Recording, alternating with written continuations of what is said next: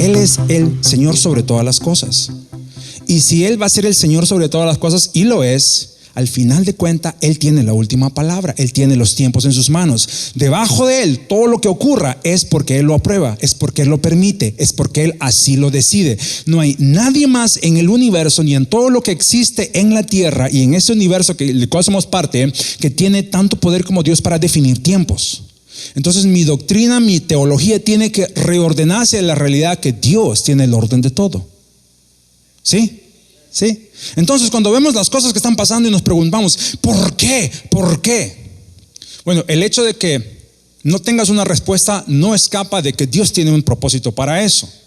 Y el problema de uno es que uno quiere entender con una mente tan chiquita los planes tan grandes de Dios. Uno quiere cuadrar y andar en esta vida como que si fuéramos, ¿verdad?, la última Coca-Cola del desierto, tratando de figurar como Dios hace, cuando de verdad no tenemos realmente la capacidad para poder comprender todo lo que Dios hace. Por eso el hombre tiene que entender, tú tienes que aprender a humillarte ante la mano poderosa de Dios para saber, aunque no lo entienda, aunque no me guste, aunque no me cuadre, aunque me afecte, al final Dios ordena cada cosa en esta vida. ¿Para qué me sirve eso? Para que cuando el enemigo venga con mentiras, entonces yo pueda decirle, no señor, usted no es el encargado, Dios es. Por lo tanto, no me das miedo, no me da miedo lo que ocurra. Yo sé en quién he creído y así voy a caminar. ¿Ya estamos listos? ¡Órale! Entonces, cuando te hablaba la semana pasada del libro de Apocalipsis, mucha gente le entra mal a ese capítulo, mucha gente le entra mal a todo el libro, ¿verdad? Y nos cuentan historias que solamente las hacen mejor en Hollywood. Y ya empezamos a entender a Dios mal. Y cuando leemos la Biblia, cuando dice que el profeta lloraba porque nadie podía abrir los sellos, dice, y le dicen a él, no, hay alguien que sí los puede abrir. Mira lo que dice la escritura aquí, porque eso es lo que ocurre cuando el Señor abre los sellos. Diga conmigo, esto es lo que ocurre cuando Dios abre los sellos. Versículo 5 dice, cuando abrió el tercer sello, oí al tercer ser viviente que decía, ven y mira. Y miré, y he aquí un caballo negro, dice, y el que lo montaba tenía ¿qué? Una balanza en la mano. Ahora, el uso del caballo es muy importante, porque en el libro de Habacuc capítulo 3, tú puedes leerlo después, habla que los caballos, la caballería es el mover de salvación de Dios. ¿Ok? Habla de sus jinetes. Entonces todas estas tipologías y ejemplos es muy importante que lo entendamos con el contexto de toda la palabra. Entonces esto tiene un aspecto que da miedo, pero realmente tiene un propósito divino del corazón de Dios. Pero el que no conoce a Dios lo va a ver al revés de lo que tiene que verlo. Dice aquí, versículo 6, y oí una voz de en medio de los 4 seres vivientes, 2 libras de trigo por 1 denario, 6 libras de cebada por 1 denario. Ok, pero, ¿qué dice? No dañes, ¿qué cosa? El aceite y el vino. Eso es la palabra profética que manda cuando dice este caballo negro sale. Dice, sale con una balanza y habla de medidas económicas, de medidas de transacción. Y luego da un límite. Eso es lo grandioso de cómo Dios opera. Dice, esto va a pasar de esta manera. Dice, pero no toques el aceite ni el vino. No lo dañes, no lo alteres, no lo influencies. Préstame atención. Entonces cuando volvemos al versículo 6 arriba, dice 2 libras de trigo por 1 denario y 6 libras de cebada por 1 denario. Yo me tomé la molestia para hacer un poquito de investigación en cuanto a cómo contextualizamos esas medidas para un tiempo como hoy. Ahora, no estoy haciendo esto para crear una doctrina complicada de esto, pero quiero que te hagas una idea. En el tiempo de aquel entonces, 1 libra de trigo no es como 1 libra de trigo del día de hoy. 1 libra de trigo va a ser más o menos como 3/4 de libra. Entonces cuando dice ahí 2 libras de trigo, son como 2 libras, 1,5 libras más o menos, ¿ok? Del peso actual. Entonces ponte a pensar, 1,5 libras de harina de trigo, ¿verdad? Dice, ¿por cuánto va a ser eso? Dice, ¿por cuánto? Por 1 denario. 1 denario era el equivalente al pago de todo un día de trabajo. ¿Te imaginas eso? Que Yo no sé cuánto dinero tú haces al día. Hay mucha gente que hace más dinero que otros.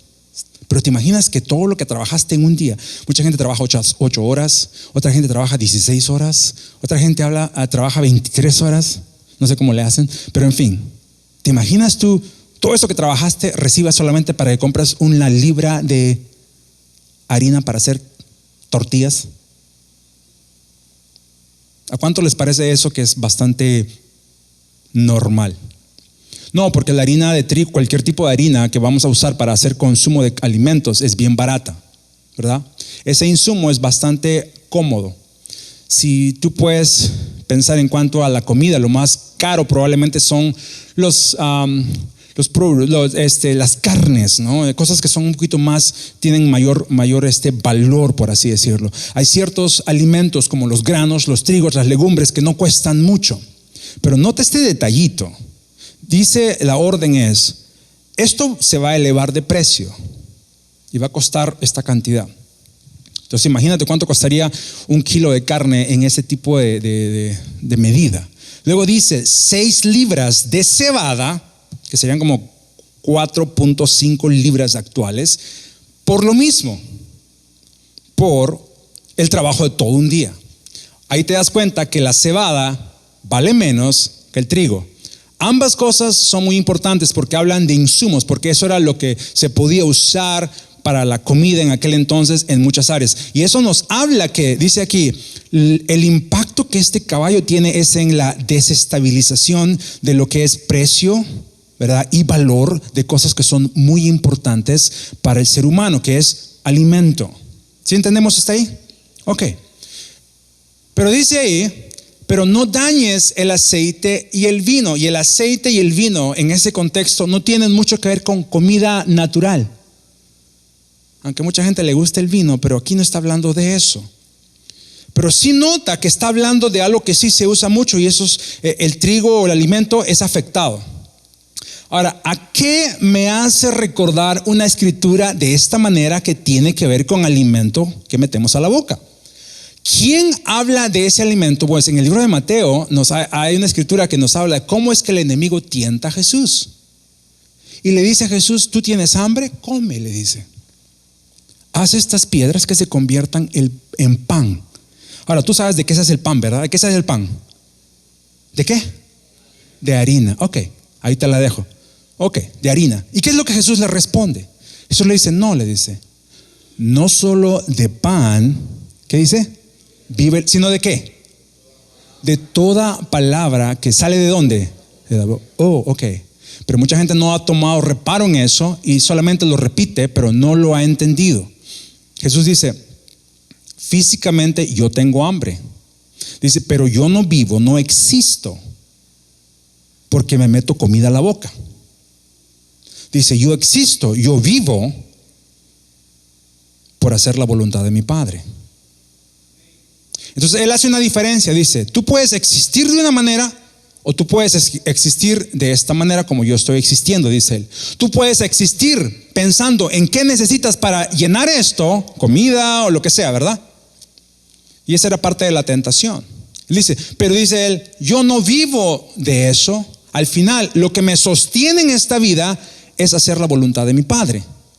Y dice ahí que el enemigo no le pudo tentar más en ese aspecto. Eso es muy importante porque si tú te pones a pensar, el dilema que tiene una persona en esta vida es cuando a este aspecto de tu vida le empieza a faltar cosas. Por eso muchas veces el miedo. ¿Qué va a pasar si la economía se cae? ¿Y qué va a pasar si no tenemos para comer? ¿Y qué va a pasar si no tenemos medicina? O qué como es lo que estábamos hablando, ¿verdad? ¿Qué va a pasar con esto? Y nos empezamos a preocupar. Y nos empezamos a molestar. Y nos entra un miedito. ¿No te pasó a ti que estás viendo la noticia y estás comiendo y te entra un miedito? Que el coronavirus viene y que luego ya son no sé cuántos. Y tú dices, ¿y ahora qué va a pasar? Voy a ir a la tienda. Vas a la tienda y no encuentras ni un mendigo jabón. Espérate, si las cosas se ponen peor, luego ya va a empezar a ver la cola de ir a, del punto no hay leche, no hay arroz. Tú sabes, cuando uno viene de otro país, uno está acostumbrado a eso. Pero no se trata de hacer broma de esto, pero lo que pasa es que el ser humano está tan condicionado a que si le remueves algo en su vida natural se desmorona. Y los hijos de Dios tenemos que aprender que vivimos en un tiempo donde Dios se está moviendo, donde Él está causando que todo aquello que sostenga esto tenga que ser removido o sea sacudido. Porque el Señor está en avanzada, como te hablé la semana pasada, y Él está demostrando en esta tierra que no hay Dios más grande que Él. Y un Dios tan grande que se ha levantado en esta tierra es tu propio yo, tu propia carne, tu propia persona. Se ha endiosado al ser humano. El Señor dice: yo me voy a bajar todas esas cosas y voy a causar que el pueblo voltee su rostro a mí. Y el Señor sacude al mundo entero, y ahí es donde empezamos a agarrar la onda. Porque si las cosas queman en lo natural, como Jesús dijo: yo no vivo solamente de lo natural, yo vivo, existo y me muevo porque mi Padre Celestial dio una palabra, y por eso yo estoy de pie, por eso yo estoy vivo, y por eso no voy a ser movido.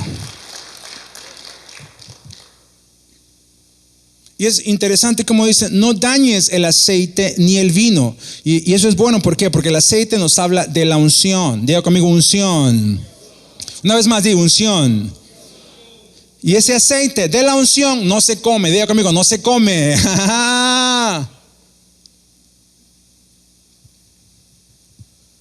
Dios no estaba hablando de comida.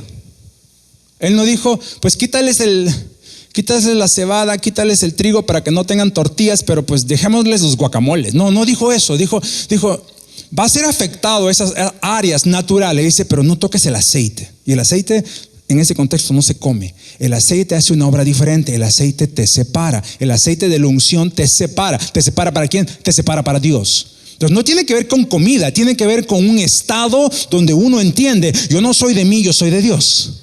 Eso es lo que el aceite de la unción hacía. Por eso se ungía a los reyes, se ungía a los profetas, porque Dios decía: este es mío, lo unjo, me pertenece. Esa unción lo separaba. Eso es lo que el aceite de la unción significa. Entonces el Señor dice: eso es una provisión, pero no viene como comida. Dice: viene cuando tú aprendes a entender: yo no soy mío, yo soy de Él. Y ese es el punto de que mucha gente falla, porque nos movemos en miedo, porque sabemos al final de cuentas que no somos de Él, porque no vivimos como que somos de Él, porque la unción no ha sido puesta en nuestras vidas.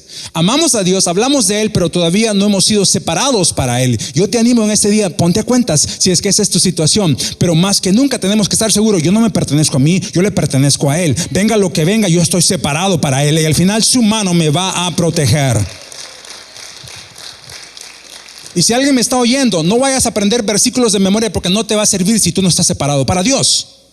No vayas a recitar Salmo 91 si tú no estás separado para Dios, porque eso no aplica a todos. La Biblia dice en el Salmo 91: el que habita bajo la sombra del Altísimo. No dice el que pega memes en el Facebook, dice el que habita. ¿Cuántos habitan bajo la sombra del Señor, en su presencia, y son separados por Él? Entonces tú puedes hablar con toda seguridad: esa palabra se aplica a mí. Pero si no se aplica a ti, no andes pegando cosas que no se aplican, porque no te va a dar. Lamentablemente esa es la verdad. Por lo tanto, si ya sabes eso y tu situación es que no estás, corre a Dios, porque esta es la oportunidad, el kairos del Señor, donde nos está llamando a venir a Él, porque Él está abriendo la puerta. ¿Ok? Dice: no dañes el aceite, no dañes el vino. Y el vino nos habla de las obras que el Señor hace a través de su Espíritu en nosotros. Entonces Dios nos separa para Él, empezamos a caminar con Él en el Espíritu. Eso hablamos hace un par de semanas, tan importante que es caminar en el Espíritu, no en la carne. Y luego el Señor empieza a producir algo en nuestras vidas, y ese es el fruto, ese es el vino que Dios va a sacar de cada uno de nosotros. Entonces en tiempos como este hay algo que tú y yo tenemos que hacer. Diga conmigo: hay algo que tengo que hacer. ¿Qué es lo que hace el cristiano del día de hoy? Está ahí llore y llore que el Señor se lo lleve, porque le da miedo. Está ahí buscando a alguien que le diga qué va a pasar, cómo Dios lo va a proteger, cómo Dios lo va a sacar. El Señor no te va a proteger de algo que Él quiere que tú seas parte. Dios no te va a proteger de algo que Él ha diseñado para que tú seas parte de eso. Y parte de lo que nos corresponde hacer es demostrar su gloria. Y eso es un precio que hay que pagar. No nos va a librar de eso, nos va a empoderar para caminar en eso precisamente. Amén. Entonces yo tengo que estar viendo: Señor, me has separado, pero también me has dado la provisión que en el momento más difícil el vino tuyo va a empezar a salir de mi vida. ¿Cómo? Mientras el medio mundo está despeluznándose, despellejándose en miedo, en ignorancia, en confusión, yo estoy más clamando y entendiendo: tu hora se ha acercado, tú estás moviéndote en la tierra, tus propósitos están cumpliéndose y tú vas a mostrar tu gloria tal como lo declaraste en el principio de los tiempos. Y el Señor dice: esa provisión está ahí para ti. Si caminas en ese nivel, dice, tú vas a ser protegido. Y es algo tan importante que nos damos cuenta que cuando Dios dice algo, las cosas pueden cambiar de golpe. Y no importa quién diga qué, cuando Dios dice que algo va a ser, Él lo cambia. Y no esperes hasta ver la mano del Señor hacer las cosas y tú pensar que confiaste en esto, confiaste en aquello.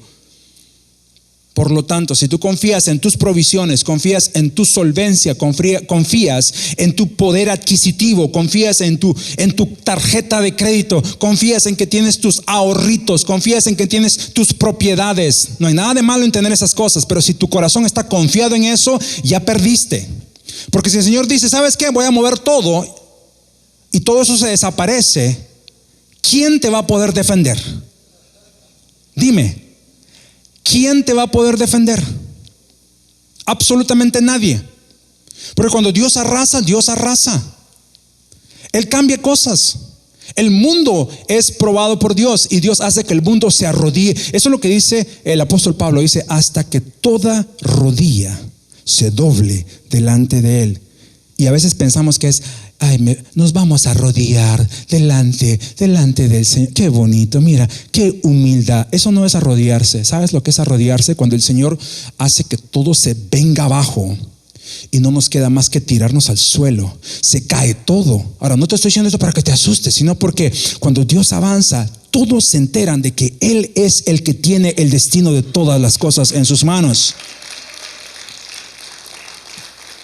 Entonces tenemos que tener esa perspectiva de cómo es que Dios opera. Ahora, en el libro de Apocalipsis capítulo 5 dice así, mira: y cantaban un cántico nuevo diciendo: digno eres de tomar el libro. ¿Qué más dice ahí? De abrir su sello. En otras palabras, el pueblo del Señor está contento por eso, porque tú fuiste inmolado y con tu sangre, ¿qué dice ahí? Nos has redimido. ¿Para quién? Para nuestro Dios. Ve, el pueblo del Señor canta otra cosa. El pueblo del Señor tiene otro tipo de mensaje. Y necesitas entender, ese es el lugar que tenemos. Porque en este mundo toda la gente está hablando la misma cosa, con un corazón de miedo, con un corazón lejos de Dios, con un corazón que no entiende sus propósitos. Pero aquí dice: hay un pueblo que está cantando un cántico nuevo que dice: Señor, esto es lo que tú estás supuesto a hacer, esto es lo que tú solamente puedes hacer, y tú nos has preparado para un tiempo como este, para ser los redimidos del Señor. Dice: nos has llamado de todo linaje, nos has llamado de otras palabras, de todo lugar, somos de todo tipo de gente, tenemos todo tipo de idioma. Dice: venimos de todo tipo de pueblo y nación, pero nos has hecho para nuestro Dios. ¿Qué dice ahí? Reyes, ¿qué más? Y sacerdotes. Lea al final con fuerza. ¿Qué dice ahí? Y reinaremos. ¿Sobre dónde? Sobre la tierra. Eso debería darte una patada espiritual en tu teología que dice que el Señor te va a llevar. Sorry si te ofendes conmigo, ¿ok? Lea su Biblia. Los planes de Dios no tienen nada que ver con la expectativa humana de nosotros. Ese es el gran problema de mucha gente que ha enseñado cosas que no son de parte del Señor. El Señor te dice: no, yo te he llamado para que en la tierra, en medio de ese contexto tan asombroso, difícil, dice: ahí te voy a dar autoridad, ahí te voy a plantar, ahí vas a servir, ahí vas a demostrar quién soy yo, dice el Señor. El Señor dice: por lo tanto, no andes con expectativas de que te voy a sacar de ahí. Dice: ten expectativa de que te voy a afirmar ahí. Señor, pero mira el corona, Señor, mira cómo viene, Señor. Olvídate del corona, te dice el Señor. Yo estoy contigo y te voy a afirmar ahí, te dice el Señor. Yo sé que eso suena políticamente incorrecto o a veces hasta irresponsable. Al final de cuentas, me importa muy poco lo que la gente pueda pensar de mí o lo que esto me pueda causar. Dios dice algo y eso es lo que nos cuesta, eso es lo que nos tiene que nosotros, ¿verdad?, importar más. Y el Señor dice: no, yo te he puesto en la tierra para que tú influyas la tierra, para que tengas dominio en la tierra, para que reines en la tierra. Mira, eso se crean reyes. Y pensamos como, ¿verdad? Carnalmente. Oh, reyes se creen estos. Corona te vamos a dar ahora. Mira, la razón por la que los reyes son importantes es porque un rey es un líder. Un rey es el que va al frente. Tiene un rol, que su rol influye a mucha gente. El rey de una nación, en el contexto original de las cosas, no como es ahora, ¿verdad? Que hay reyes que son reyes de nombre, pero no realmente son nada. El rey era el primero que iba a la batalla. El rey era el que se hacía responsable de su pueblo. Y si el rey era muy responsable por su pueblo, era un rey muy amado. El rey tenía tal respeto porque era la persona más importante de todo ese pueblo. Porque él decidía, y si decidía mal, las cosas iban mal, y si decidía bien, las cosas iban bien. El rey tenía tanta responsabilidad. No era el chiste de solamente, soy rey, voy a mandar. No, era la responsabilidad de que eres rey para encargarte de muchas cosas. Y lo más importante era guiar. Diga conmigo, guiar. Entonces cuando el Señor nos dice, yo he hecho a mi pueblo, dice, una nación de reyes y sacerdotes, tenemos que entender que el reinado que está hablando ahí tiene que ver con la influencia que tenemos como hijos de Dios en un mundo que se necesita sabiduría, que se necesita dirección, que se necesita la mente correcta, porque el mundo se está desenfrenando y tú y yo tenemos que parar y decir, no, un momentito, así no son las cosas. Yo tengo un Dios, no que me da todo lo que yo pido, sino es un Dios que sabe lo que está haciendo, y a ese Dios yo le confío, y por eso mi confianza está segura en Él. Por lo tanto, sígueme y veamos cómo Él se va a glorificar en cada cosa que hace en medio de nosotros. Pero luego dice sacerdotes, y el sacerdote era eso, era un mediador, era alguien quien sirve. Entonces el Señor dice, sí, yo te quiero dar influencia para que lideres, pero también te quiero hacer un siervo.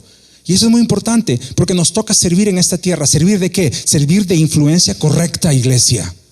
No hay nada más triste ver cristianos, hijos de Dios, que no saben conocer a su Dios, que no hablan de parte de Dios, pero se paran como que si son los meros que van a hablar en nombre del Señor. Y eso es triste, porque hay gente que sí va a oír eso y se va a ir derechito a la destrucción por oír algo que no debería haber oído.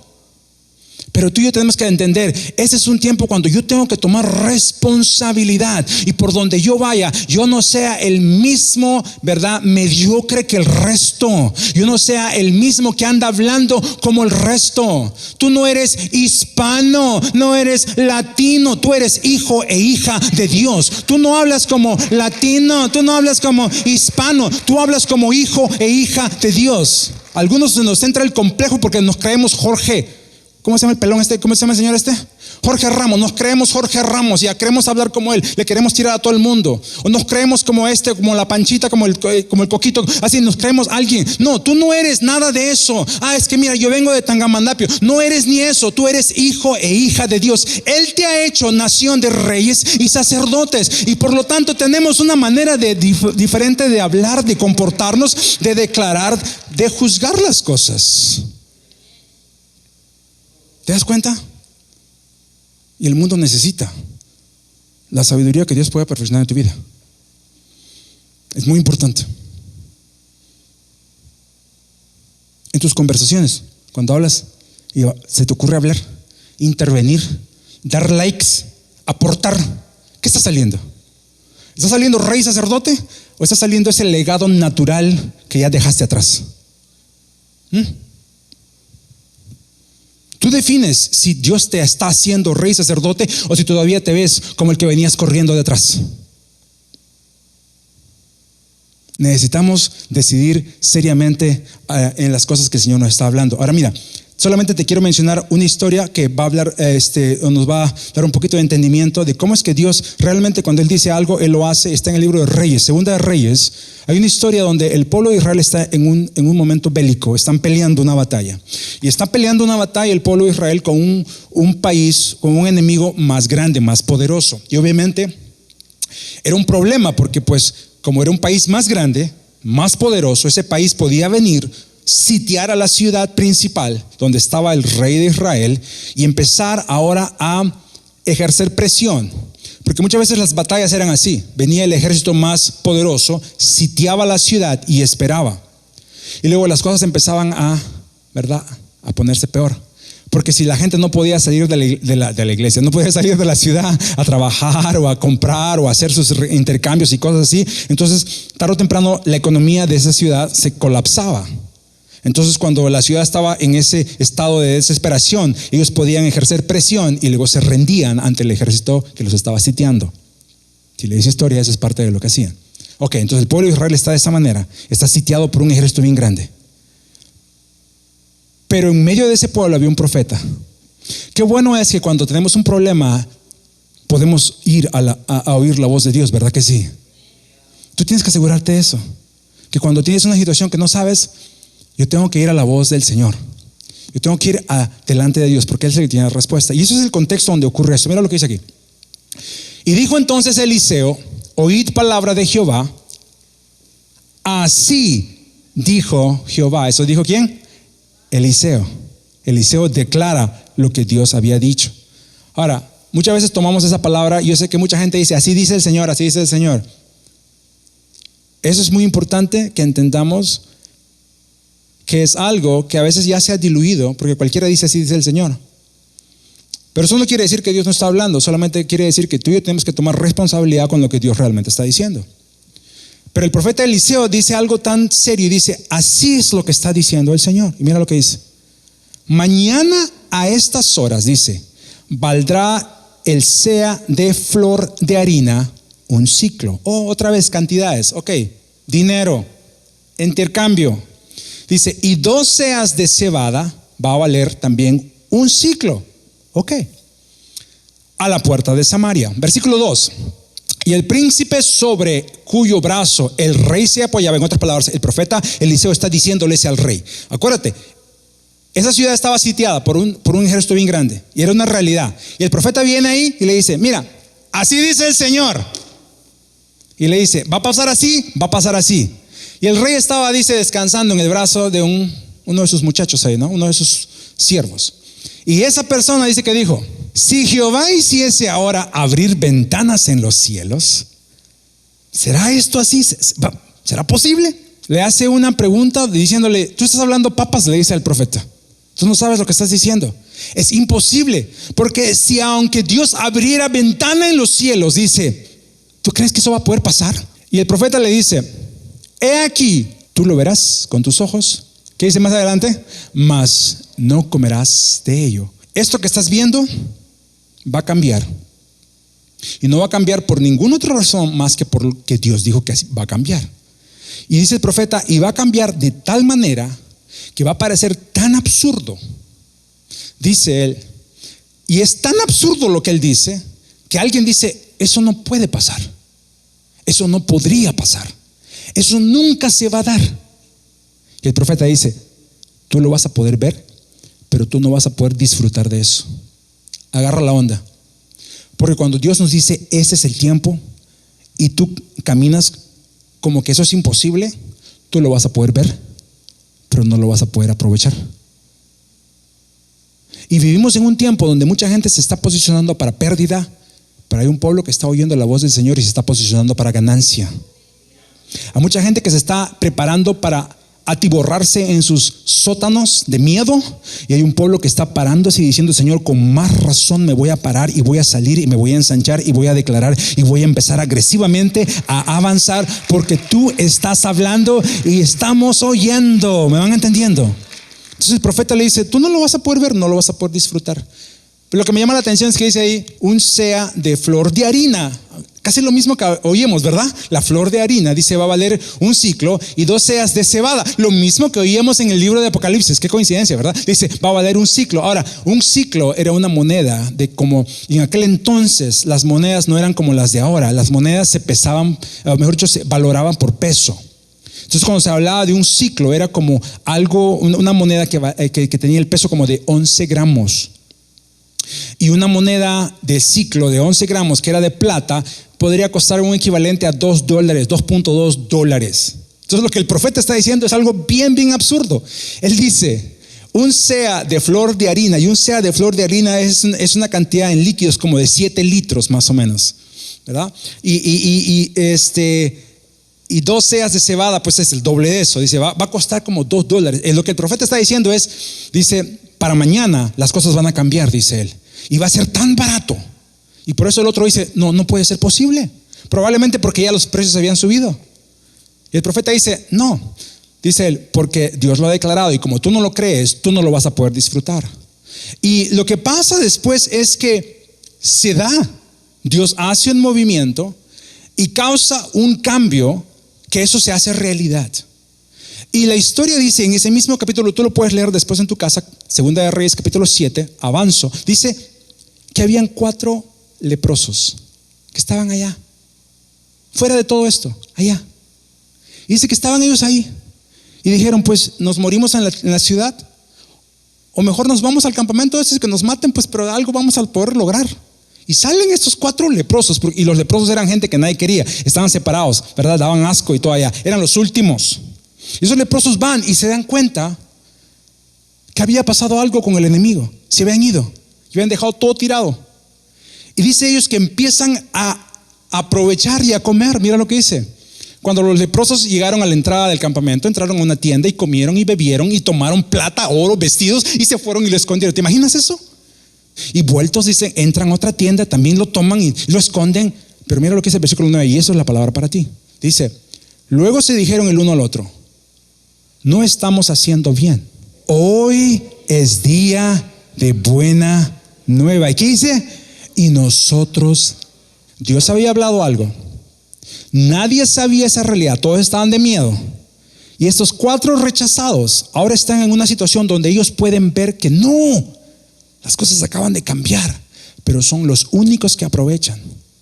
Y luego se dan cuenta, estamos haciendo mal, dice, porque esto lo tiene que saber todo el mundo, porque es algo bueno. Porque cuando están ahí encerrados están pensando de que van a ser sitiados, que viene la hambruna, que viene esto y viene aquello, pero aquí nos estamos dando cuenta realmente qué Dios ya ha hecho, pero estamos callados la boca. Eso es una maldad, dice. Y si esperamos hasta el amanecer, dice, nos va a alcanzar nuestra maldad. Vamos pues, entremos y demos la nueva al rey. Y si vinieron y dieron, y verdad, ellos avisaron, ellos fueron los que avisaron. Y pues tenemos que abrirnos a la posibilidad de que cuando Dios dice algo, Él lo va a hacer.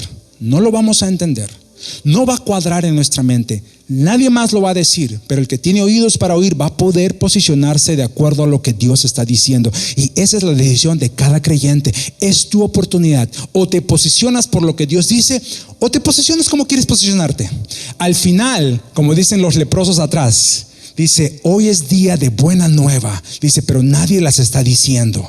Hoy es día de declarar lo que Dios es capaz de hacer, pero el mundo entero está gritando otro mensaje. Pero nosotros no nos podemos quedar callados. Tenemos que declarar lo que Dios está diciendo. Y eso es lo que el Señor me habló y me dijo, dile a mi pueblo que aprendan a oír mi voz, porque yo estoy hablando más que nunca. Que no vean los reportes de la noticia, que no vean lo que sale en los periódicos, que no vean los rumores y aquello y esto y lo otro, que no vean a la bolsa de valores, que no vean a los noticieros. Vean y entiendan mi voz, dice el Señor, porque estoy avanzando como el león de la tribu de Judá que está yendo, dice el Señor, a mostrar mi gloria en la tierra. Y mis caballos van enfrente de mí, dice el Señor, y mi pueblo va a saber posicionarse. Y tú tienes que entender, ese es el tiempo de decidir. Y si tú decides por Dios, va a haber ganancia en tu vida. Yo no sé qué ganancia, pero va a haber ganancia en tu vida, dice el Señor. Tú vas a invertir en el reino, no vas a invertir en el mundo ni en la pérdida de este mundo. Y necesitas agarrar y abrazar eso. Pastor, es que tú no entiendes. Ya perdí en mis acciones en la bolsa. Yo no sé si tú tienes acción. En mis acciones, pastor, ya están bajando, pastor. Mira cómo va. Olvídate de eso. Dios tiene tu vida en sus manos. Él es el dueño de la bolsa de valores. Él es el dueño de todo realmente. Él hace crecer las cosas. Dios es más poderoso que toda circunstancia. Cierra tus ojos por un momento. Por tanto, dice el Señor, y eso es lo que te declara: yo te aconsejo, pueblo mío, compra de mí oro refinado. El oro solamente es refinado en el fuego, y eso es una palabra muy importante, porque el Señor dice, no te apoyes en cualquier cosa, apóyate en la obra que yo estoy haciendo en tu vida. Tú que vienes cada domingo aquí, tienes que entender, tú vienes a un lugar donde la presencia de Dios está, y Él está formándote, y Él no te va a dejar suelto. Él te está formando y Él está diciendo, dale valor a eso, porque estoy formando oro en ti. Dice, compra eso de mí. En otras palabras, adquiere y dale valor a eso, dice, para que tú seas rico. Y compra, dice, vestiduras blancas. Y en otras palabras dice, no podemos andar a medias tintas, iglesia. No podemos andar un día creyendo en Dios y otro día con el diablo al lado. No podemos andar un día orando a Dios y al otro día bailando la quebradita, por así decirlo, ¿verdad? No podemos andar un día creyendo en Dios con todo nuestro corazón y al otro día moviendo con nuestra mano peluda. O es una cosa o es la otra. Y el Señor dice, compra vestidura blanca para ti. Dice, ¿para qué? Para que no se descubra la vergüenza de tu desnudez. Yo te digo en esta noche, va a haber una desnudez que va a ser descubierta, va a haber una vergüenza que va a pasar a todo aquel que pone su confianza en las cosas que no provienen de Dios. Y te lo digo con anticipación para que agarres la onda y sepas que el Señor te está hablando. Prepárate para que no seas uno de esos que se agarra de esto, de aquello, pensando, ya estoy bien, ya estoy firme, ya estoy listo. Y el Señor dice, no tienes nada, no me tienes a mí. Al final dice, y unge tus ojos con colirio para que puedas ver. Y tú y yo tenemos que decir, Señor, yo quiero ver como tú quieres que yo vea. Yo quiero percibir y entender como tú quieres que yo perciba. Yo no percibo ni entiendo como el resto. No percibo ni entiendo como mis parientes. No percibo ni entiendo como mis jefes, como la gente superior a mí o como la gente de afuera. Yo voy a pensar, entender, percibir como tú nos estás hablando. Póngase de pie rápidamente.